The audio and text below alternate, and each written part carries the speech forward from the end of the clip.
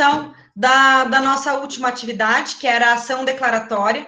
Então, começamos, obviamente, pelo endereçamento. Excelentíssimo senhor doutor, juiz federal, dá tracinho, vara da subseção judiciária de São Paulo, Estado de São Paulo. O que é importante aqui, que vocês precisam sempre levar em conta nas ações tributárias, é que eu tenho aqui, como competência, para o ingresso da ação, a sede da empresa. Tá? Isso aparece com frequência nas práticas tributárias, várias cidades como filial, ok? Para quê? Até para confundir mesmo, a ideia é confundir. Então, eu sempre vou tirar a sede da empresa. Sede da empresa, obviamente, se for pessoa jurídica. Se for pessoa física, o domicílio tributário da pessoa física. Em não havendo uma nomeação ou uma declinação do domicílio tributário, o domicílio de eleição, o domicílio para fins civis normal da pessoa física. Mas para a pessoa jurídica, domicílio tributário não, a sede da empresa, tá? Aí seguimos aqui com a qualificação, certo?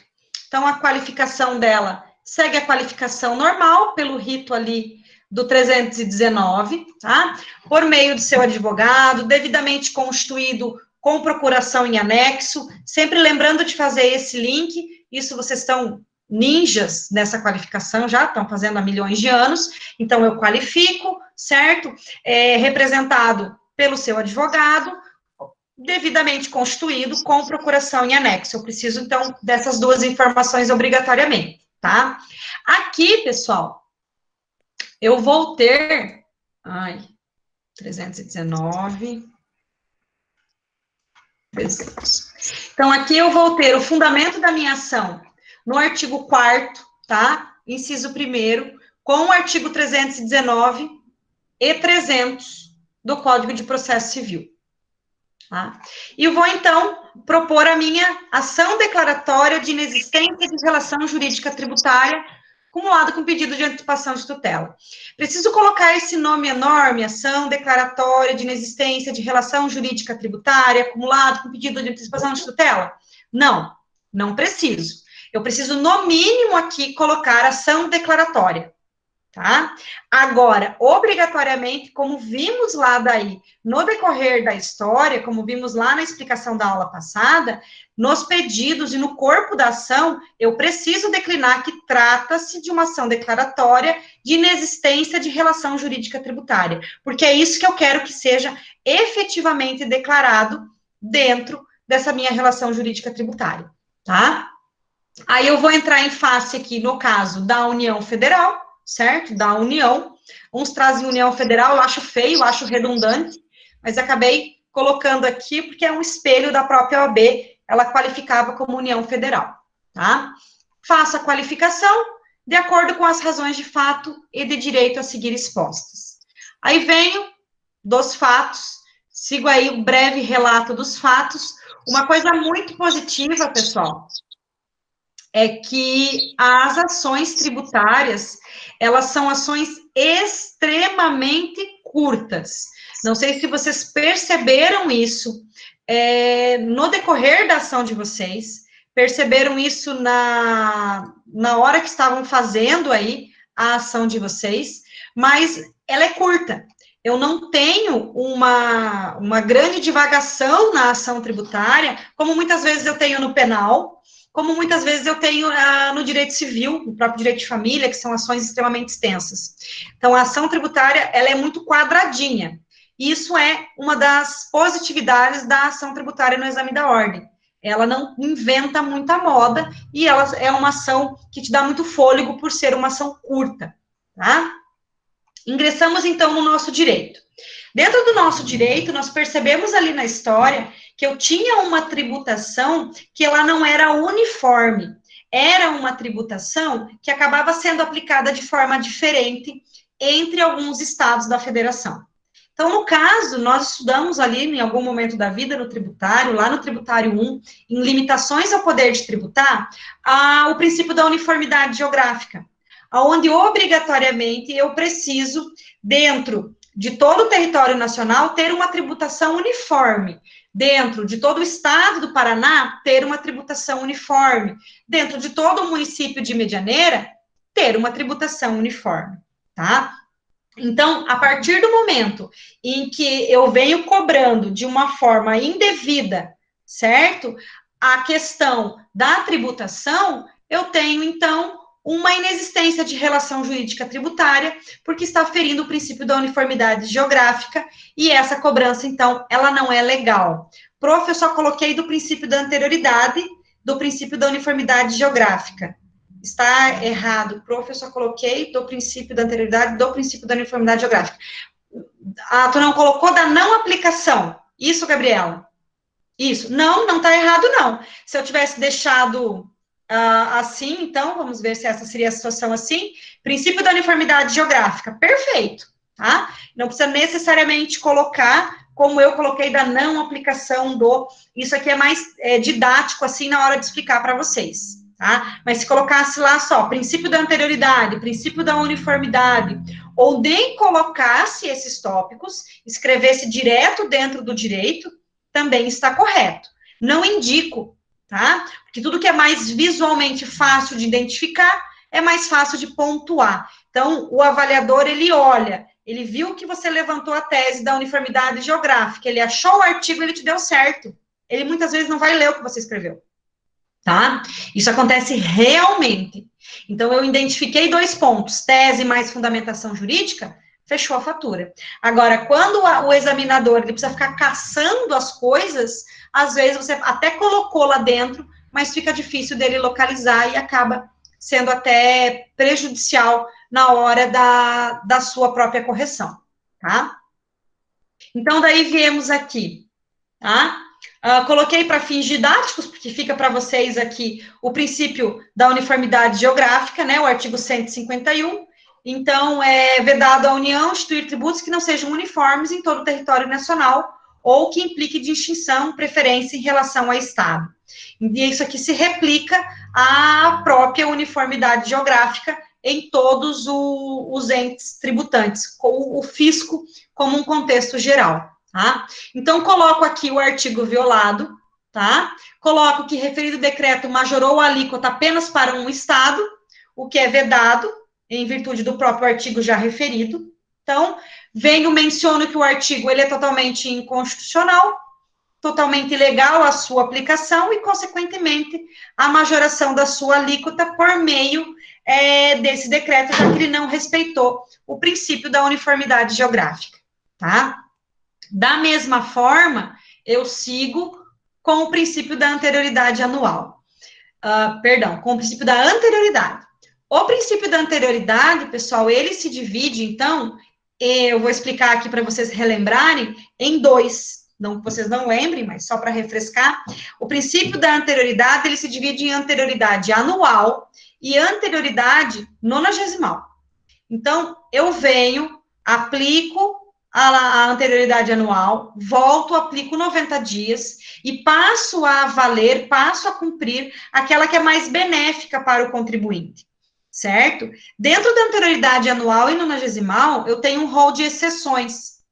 Então, eu tenho lá I, IE, IE, IOF, IOF, EG, IEG, CalGuerra e CalGuerra, que são cobrados imediatamente. Aí eu tenho o IPI, que deve aguardar 90 dias, e não é exceção a outra, então eu não aplico a anterioridade anual, e eu tenho o imposto de renda, que eu vou aguardar o outro ano, porque ele é só uma exceção à anterioridade nonagesimal. Perfeito? Deem uma lidinha em anterioridade, tá?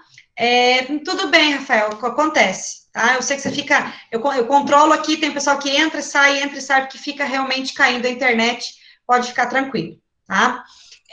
Então, o que acontece, pessoal? Toda prova de tributário, toda questão de tributário, a primeira coisa que vocês vão analisar é princípio da legalidade. Depois, princípio da anterioridade. Depois, princípio da uniformidade geográfica. São os 3 princípios. E daí retroatividade. São os princípios, assim, mais cobrados dentro da prática tributária. É muito difícil vocês terem uma peça, terem uma questão, ou terem qualquer prova da OAB que não cobrou um desses 4 princípios. Acho que eu nunca vi nenhuma que não cobrou pelo menos um desses 4 princípios, tá? Princípio da legalidade, então, retomando rapidinho, toda a hipótese de incidência, então toda a lei, ou melhor, todo o tributo, toda a hipótese de incidência tributária, precisa ser originária por uma lei. Lei ordinária, ou lei complementar, ou medida provisória. Certo? Aí eu tenho situações de mitigação, possibilidade de majorar ou minorar a alíquota do tributo por decreto, ato do Poder Executivo.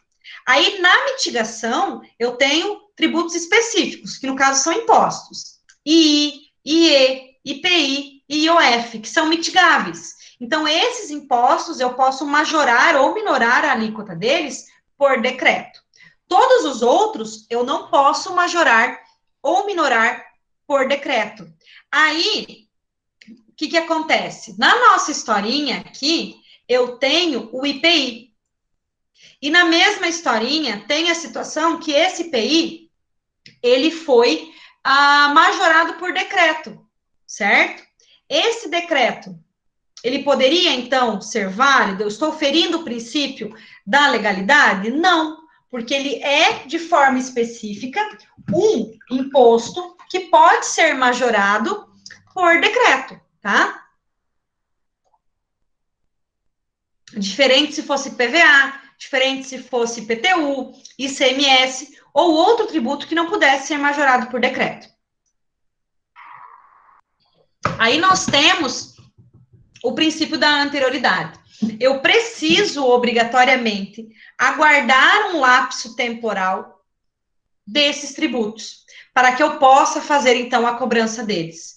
Então, aqui, pessoal, dentro do princípio da anterioridade, nós acabamos de falar que no princípio da anterioridade para o IPI, eu aplico somente 90 dias. Então, o que eu precisava trazer aqui é que não foi, então, respeitado o princípio da anterioridade, conforme artigo 150, linha B da Constituição Federal, no que tange a cobrança desse imposto do IPI. Motivo pelo qual, então, eu tenho uma relação jurídica tributária errônea, ilegal, inexistente. Eu tenho um erro nessa relação jurídica tributária. Deixa eu pegar meu rascunho aqui, nem lembrei de fazer o melhor. Lembrem que quando nós falamos aqui que eu tenho hipótese de incidência, fato gerador, obrigação tributária, e eu tenho aqui a minha ação declaratória, eu vou ter um erro nesse caminho. Então, todo o meu erro que nós apontamos na ação de hoje foi um erro na hipótese de incidência, foi um erro na constituição, no nascimento desse imposto, no que tange a sua majoração. Não na sua criação, mas no seu aumento. Então, a partir do momento que eu tenho um erro, uma ilegalidade, essa ilegalidade contamina toda a relação jurídica tributária. Fato esse, então, que faz com que eu tenha uma ação declaratória de inexistência de relação jurídica tributária, tá? Aí viemos para a nossa tutela, certo?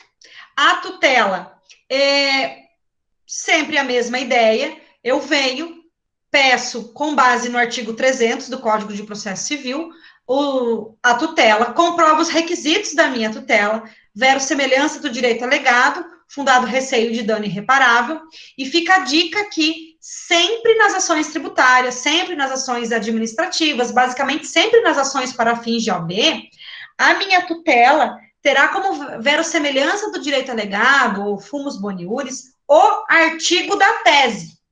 Então, se vocês levantaram a tese do 150 e do 151, eu vou usar aqui o 150 e o 151. Eu vou repetir. Por isso que eu falo para vocês, exaustivamente, que a tutela vem abaixo do direito. Porque você já pensou o direito, você já escreveu, você já achou o artigo, e você só vai replicar, você só vai repetir o artigo agora na tutela, tá? Aqui é importante, então, que dentro da tutela, eu vou pedir, então, a suspensão, tá? Dessa relação jurídica tributária. E onde está o meu fundado receio de dano irreparável? Está no meu prejuízo financeiro. Sempre no tributário será prejuízo financeiro, tá? Eu vou ter prejuízo. Haverá constrição de bens, haverá uma ação de execução fiscal, o que eu não quero que aconteça. Perfeito? Venho, como falamos na aula passada, pedir de forma subsidiária o depósito do montante integral. Então, caso não seja este o parecer de Vossa Excelência, no que se refere à concessão da tutela antecipada, informa o autor que realizará o depósito no montante integral. Lembrando do que nós falamos na aula passada, que o depósito do montante integral suspende automaticamente a exigibilidade do crédito tributário. A tutela, eu preciso comprovar os requisitos da tutela e preciso do deferimento do juiz da liminar para a suspensão da exigibilidade do crédito tributário. Quando eu faço o depósito do montante integral, essa suspensão da exigibilidade é automática. Por quê? Porque eu depositei o dinheiro, então eu tenho lá no artigo 151 do CTN essa previsão, que no depósito do montante integral, a suspensão do crédito tributário tem que ser automática, tá? Não carece de apreciação pelo Poder Judiciário. Nos meus pedidos, nós temos, então, a concessão da tutela jurisdicional antecipada, de acordo com o artigo 300, a fim de suspender a exigibilidade do crédito tributário. Por que eu deixei aqui, pessoal, em caixa alta? Porque é para que vocês não esqueçam que o pedido de tutela tem que ter essa frase. O que eu quero? Suspender a exigibilidade do crédito tributário. Quem não colocou, anote. Para que eu pontue a minha tutela, eu preciso ter a suspensão da exigibilidade do crédito tributário, tá? Aí, caso não seja o entendimento de Vossa Excelência, pela concessão da tutela, que seja dado ciência à parte contrária acerca da realização do depósito judicial, que é o depósito do montante integral, tá? Que é feito numa conta judicial da mesma forma, ok? Aí viemos aqui com o pedido de julgamento procedente da ação, declarando a inexistência da relação jurídica tributária, declarando inexistente a relação jurídica tributária em comento. Aí, mais ou menos da forma que vocês usam, né, utilizam para falar, mas eu preciso deixar claro o que eu quero. Meu pedido tem que ser certo e determinado. Então, eu preciso deixar claro que eu quero que seja declarado a inexistência da relação jurídica tributária, tá? Designação de audiência de conciliação e mediação, ou eu posso colocar aqui que não tenho interesse na audiência de mediação e conciliação. Coloquei o ou aqui, não ia colocar os dois pedidos, porque esse é o modelo final da nossa peça, mas para que vocês saibam que eu posso pedir ou despedir, que quero ou não quero, tá? Percebam, pessoal, aqui, que mesmo não havendo essa possibilidade de mediação com o fisco, o exame da ordem cobra essa postura e pontua, perfeito? Então, aqui, a designação de audiência de conciliação ou de mediação, nos termos do 319, a citação do réu para inquerendo apresentar contestação, ou eu vou pedir só a citação do réu, certo? E dizer, então, que eu não tenho interesse na audiência de mediação ou conciliação, audiência de mediação e conciliação, perfeito? Eu posso escolher qualquer um dos dois e vou colocar ou um ou outro, perfeito? Produção de todos os meios de prova em direito admitidos e condenação da ré ao pagamento das custas processuais e dos honorários advocatícios, tá? Valor da causa. No nosso valor da causa aqui, nós colocamos um valor de R$1.000 para fins fiscais, para fins legais. Por quê? Porque na ação declaratória, eu estou projetando um tributo, então eu estou me antecipando ao nascimento de reiteradas ações, de constituições de crédito tributário. Então, eu não tenho um valor certo, líquido, a cobrar aqui. Eu não quero cobrar, eu quero deixar de pagar, eu quero declarar que aquilo não existe. Então, em resumo, eu não tenho um valor pré-determinado para colocar xizinhos, ou um valor determinado, que eu pudesse auferir um valor certo aqui, que seria o meu valor devidamente calculado de valor da causa. Então, nessa situação, o meu valor da causa, ele passa a ser um valor da causa para fins fiscais, para fins legais. Uns colocam 1.000, outros 500, outros um salário mínimo, fica aí meio que a critério. A OAB não vê com bons olhos valores vis. R$100, R$10, que eu conheço vários advogados que colocam. ok? Então, isso não é visto com bons olhos. Orientamos sempre colocar R$ 1.000 ou um salário mínimo, certo? Para fins aí de manter uma média no valor da causa, que é o valor do qual será feito o cálculo das custas. Perfeito? Pessoal, dúvidas? Falem agora. Deixa eu só interromper o compartilhamento.